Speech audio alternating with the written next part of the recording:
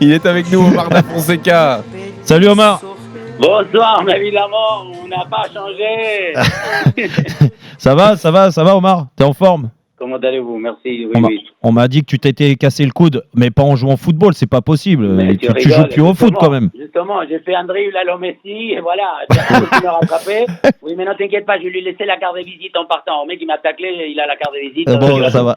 Omar Da Fonseca avec nous, notre confrère de beIN Sport, où vous pouvez retrouver tout le championnat d'Espagne, notamment, et ancien joueur du PSG, Omar Da Fonseca. Alors, c'est le débat depuis mardi. Peut-on critiquer Lionel Messi? On a entendu Antoine Comboiré, l'entraîneur de Nantes, tout à l'heure, qui nous disait pas touche à Messi. Jérôme, tu as été un des premiers à dénoncer son match raté contre le Real. On t'a entendu dans l'after mardi juste après la rencontre. Tu as même émis l'hypothèse hier dans Rotten sans flamme de le mettre sur le banc parfois cette saison. Alors aujourd'hui, Kun Agüero s'est exprimé. Tu l'as énervé, hein, Kun Agüero. Léo a bien joué. Il a cassé des lignes. C'est pas parce que c'est un ami, mais parce qu'il a joué fort. Il était bien. Il était très actif. En France, les magazines et les journaux l'ont tué. Ce sont des connards, a dit Kun Agüero. Voilà. Alors, peut-on toucher à Messi? 32-16, appelez-nous pour participer au débat. Bon, alors Omar, qu'est-ce que t'en penses? J'ai dit il y a un certain temps, Messi, avant, il faisait tic-tic-tic dans la conduite. Maintenant, il fait tic-tic. Ça, c'est sûr et certain. Parce que comme on a l'habitude qu'il a dribblé tellement d'adversaires, on aimerait bien qu'il arrive à dribbler l'automne. Et ça, c'est pas gagné. Donc, OK. On part sur cette base et on n'en parle plus. On s'est dit, évidemment, Messi n'a plus, parce qu'on parle des fibres, en Espagne ils ont fait tout des fibres à niveau musculaire, peu importe, après un certain âge. OK, donc dans cet aspect-là, on n'aura, je pense, plus le Messi qu'on a reconnu. Or, et à un moment donné, je pense que par rapport à le fait qu'il nous a tellement habitués à des choses impossibles et même impensables, que maintenant, il y a des choses qu'il fait et on le retrouve que c'est banal, qu'il y a de la banalité. Et je pense qu'à un moment donné, j'avais dit, tout le monde veut jouer comme Messi. Sauf que lui, il joue comme personne. Donc maintenant, il commence à jouer comme tout le monde. Oui, il joue comme les autres. Il y a des choses qu'il fait qui rentrent dans un cadre, disons, plus classique, peut-être plus prévisible. Donc, évidemment que pour moi, ça reste un génie. Je dis tout le temps, le génie restera, même si les facultés ils vont diminuer. Et moi... Oui, mais le génie, Omar, je suis d'accord avec toi, mais le génie, par exemple, pour parler, on va pas résumer à travers ce match les 7 premiers mois de Paris, parce que rater un match, ça peut arriver ou être moins bon sur un match. Mais depuis qu'il est arrivé à Paris, avec tout ce que tu expliques, ok, il n'y a pas de souci, moi je le comprends, mais quand même, toi-même, tu dois être déçu de voir Lionel Messi comme ça sur le terrain. Oui, mais ce qu'il y a, c'est que on part des très hauts parce que oui, non mais c'est vrai. Là-haut, quand il nous a tellement créé, c'est ce que je voulais te dire. C'est évident que toi-même, tu as la sensibilité d'un gaucher. Tu rigoles. Je veux dire par là, c'est que on nous a donné tellement d'expectatives, d'illusions, d'envie, de désirs qu'on veut qu'à chaque fois il casse la baraque. Or, pour l'instant, ok. Mais quand j'ai lu l'équipe qu'on lui donne 3, je pense qu'il y a une exagération de vouloir essayer de tirer vers le bas. Et encore une fois, il faut pas, pour aller à soulager l'histoire. Aujourd'hui, tu sais, je lisais un article en Argentine, il disait Messi est à Paris un peu dans la situation où il était avec les Argentins à une époque. Où aujourd'hui, quand tu joues contre Paris, Ancelotti, qu'est-ce qu'il dit? Il dit attention, Mbappé il va rentrer, après, mais l'après c'est Messi. Est-ce que tu as vu que Kroos, il a suivi Messi plusieurs fois dès qu'il y en avait? Kroos, il faisait du marquage individuel. Par là, c'est que en Argentine, maintenant, comme il y a des Paul, il y a Lautaro, il y a Di Maria, il court beaucoup plus. Il y a Barcelone dans la meilleure époque. Messi, il avait que des gens qui étaient à leur disponibilité de par leur mouvement. C'est évident qu'aujourd'hui, quand tu joues contre Paris, tu vas pas défendre sur Danilo, sur Paredes, un peu moins sur Di Maria. Donc, quelque part, cet aspect-là ne l'avantage pas.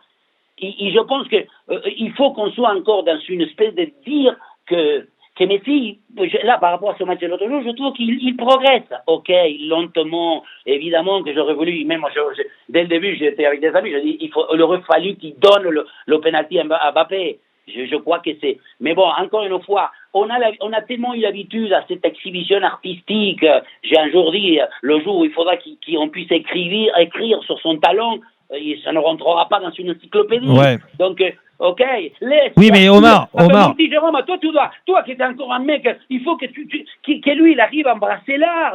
Il va encore nous faire vivre. Il va arrêter. Quand il va arrêter, tu verras, toi, les poteaux du corner et les ballons, ils vont pleurer. Donc, essayons de donner une énergie positive. Non, mais moi, je suis d'accord avec toi sur l'énergie positive. Mais moi, je suis pas dans le groupe. Je suis pas son entraîneur. Je suis pas ses coéquipiers. Moi, je suis là pour, en effet, quand tu regardes les matchs, tu regardes Léo Messi. Je suis là pour m'enthousiasmer parce que tout ce que tu l'as dit, et on en parlait avec Nico tout à l'heure ou avec Jean-Michel, c'est pas parce qu'on émet des critiques, que j'émets des critiques là sur son arrivée à Paris, que je remets en question le joueur qu'il est, comme tu l'as dit, ou qu'il a été. C'est un joueur peut-être le plus fort, toute génération confondue de football. Toi, le 3 dans l'équipe, il te choque, Jérôme? Non, moi, en fait, il n'y a rien qui me choque. Moi, les notes, je m'en fous, 3 ou 4, ça change quoi? Ça va changer la vie de Messi de mettre 3 ou 4. Ce qui est sûr, c'est qu'il ne méritait pas 7 sur le match. Ça, c'est sûr. Et que le mettre en 5. Oui, mais Omar, tu me dis, de toute façon, ça changera rien. Lui, Léo Messi, quand il sort de ce match contre le Real Madrid, il peut pas, avec toute la conscience professionnelle, et Dieu sait qu'il doit en avoir pour être le meilleur joueur de la planète foot, bien sûr qu'il en a. Il sait très bien ce qu'il a fait, ce qu'il amène et ce qu'il n'a pas réussi. Aujourd'hui, moi, c'est plus son positionnement. Ça te choque pas, toi, de voir Léo Messi venir comme un milieu relayeur, voire milieu récupérateur, toucher le ballon au rond central, alors que l'équipe du PSG, elle joue dans la partie du Real Madrid quasiment tout le match. Oui, mais en même temps, je crois que c'est aussi lié à ce qu'on disait tout au début. Je crois que lui, il en est conscient de cet aspect des manques dans le... Avant, quand tu lui filais la balle, même entre 2-3 défenseurs, il arrivait à éliminer le premier et le deuxième, il le faisait avec le cigare dans la bouche. Je veux dire, c'était une facilité, il y avait un naturel. Là, et l'autre jour, il a 2-3 fois éliminé Kroos. Mais bon, c'est sûr qu'après, à un moment donné, sur la droite, il a voulu le forcer contre Casemiro. Casemiro, il l'a envoyé à 2 mètres. Donc, je crois...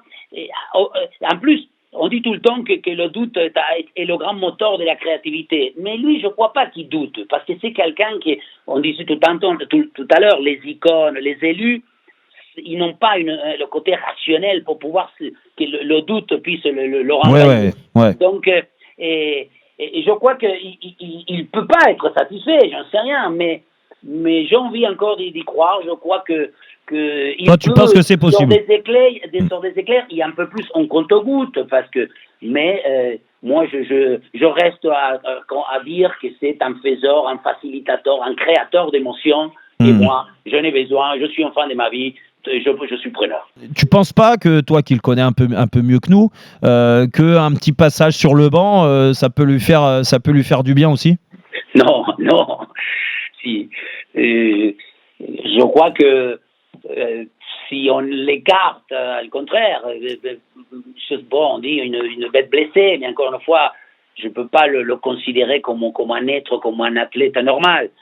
Et donc, non, par moment, évidemment, des fois je me dis l'impact, l'influence, mais c'est ce que des fois est pas évident à pouvoir la quantifier. Je disais tout à l'heure, en Espagne, hier j'ai regardé les émissions en Espagne, ils ont fait 2-3 palettes dans lesquelles il y a Kroos, il y a Casemiro 2-3 fois, il se désaxe, il va dès qu'il y a la perte, Casemiro il s'occupe de Messi, il dit où est-ce qu'il est le petit? On dirait pas, mais il y a une influence encore. Oui, mais ça, il y a toujours eu, Omar. Il y a toujours eu. Oui, mais est-ce que justement, dans une situation qui est, disons, dans le côté, justement, football, proprement dit, d'influence, c'est vrai, il n'élimine plus 3 mecs qui ne marquent pas un but. Ça, pour les oui, c'est problématique quand tu t'appelles Messi. Oui, mais en même temps, encore une fois, on revient à ce qu'on disait tout à l'heure. Je crois qu'il reste quand même un joueur qui arrive à avoir ces choses que des fois on en parle, on n'arrive pas à les mettre dans les stats parce qu'on ne peut pas les quantifier, je ne sais pas où ça apparaît, néanmoins l'influence par rapport aux supporters, par rapport à l'adversaire, par rapport aux arbitres, par rapport aux remplaçants. Ancelotti l'autre jour quand il doit mettre Nacho, il enlève Carvajal. Et il met Lucas Vázquez, c'est pas du tout un défenseur. Donc il y a des aspects du jeu que tu te dis pour quelle raison. Et donc voilà, je continue à dire Messi, essayons de le soutenir, parce que s'il y a quelqu'un qui peut nous faire vivre des frissons, ça sera lui et sa patte à gauche. Donc, on le souhaite. Mets le drapeau, mets le pyjama de Messi, Roten, toi qui t'as quand même une sensibilité de gaucher. Mais le cerveau, moitié sensibilité. Mais Omar, ça fait il doit te plaire, c'est qu'il doit te. Mais ça fait 7 mois. Ça fait 7 mois. 7 mois, j'ai eu la chance de le commenter à Barcelone. Ça fait 7 mois que je suis au parc, je paye des places pour voir ces mecs-là, pour voir Léo Messi. Pour moi, c'est un rêve de voir Léo Messi à Paris. Sauf que. Sauf que depuis 7 mois, moi, j'ai les poches sont vides. Les poches sont vides, j'ai plus d'argent. Il me redonne rien. Il m'a rincé, Omar. Il m'a rincé. Alors moi, j'ai envie d'y croire après toi. Jean-Michel, tu voulais réagir à ce que disait Omar.